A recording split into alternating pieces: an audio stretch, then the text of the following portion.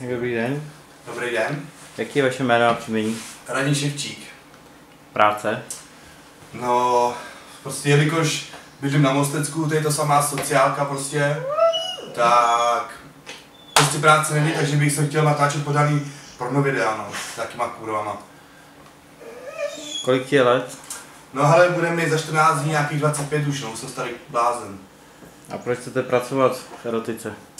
No ale, protože já když vidím ty videa, kde se omlouvám za brýle, protože mám zánět spojivek, chlape, tak si nesmíte.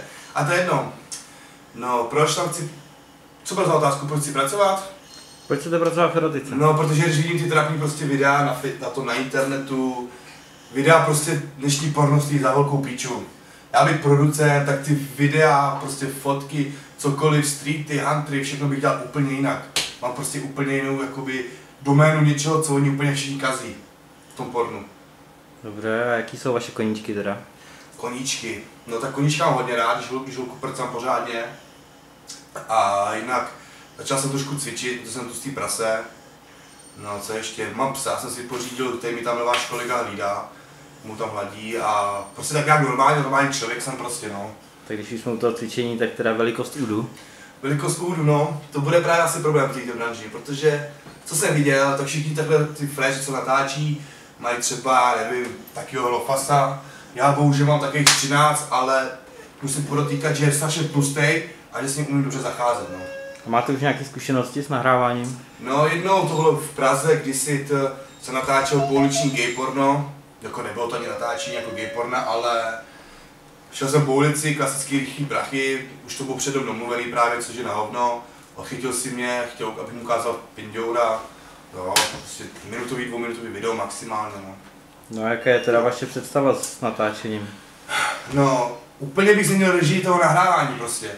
Videa, kde je všechno domluvený předem, což každý člověk zná, je prostě na hovno.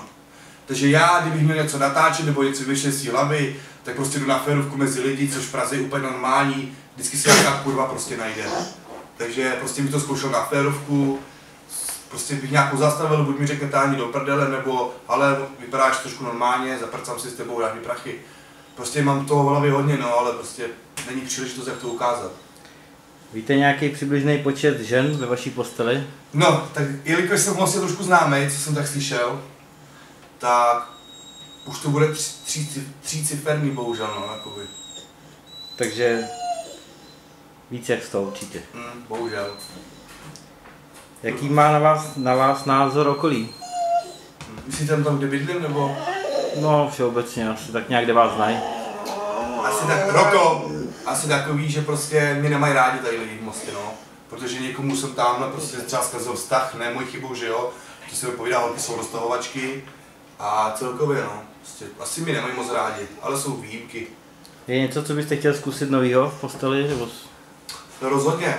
Asi, co bych chtěl zkusit novýho, je třeba taková moje představa pouličního sexu někde prostě na veřejnosti, fakt mezi lidma prostě, ať přijdou policajti nebo cokoliv takovýhle, no.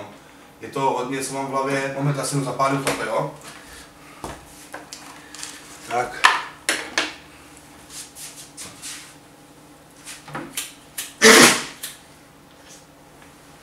Prostě dnešní pornoherci stojí za hovno, na což mají takové pindoury. To je prostě o hovně. Moment.